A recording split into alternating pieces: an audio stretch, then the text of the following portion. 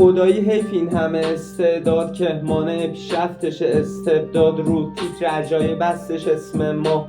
این دفعه اومدم شعر بنویسم یا خالی کنم خودمو با این تکسا.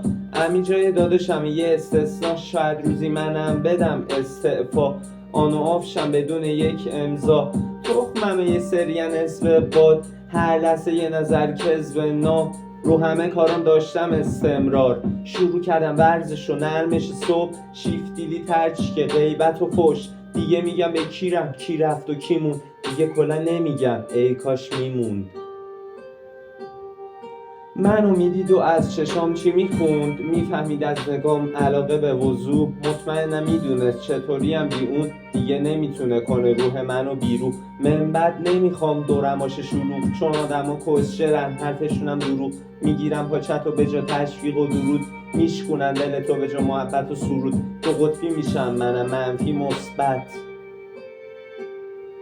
با یه قلم زخمی شعر می نویسم، همه حرفای دلم مخفی مبهم. پیگیر روتین چستی کسه نیستم، لاشی تو زیر صفری من همین چی بیستم. یه کس خفم برا چشمای هیز، تصویر شهوتی مغلطه نیست.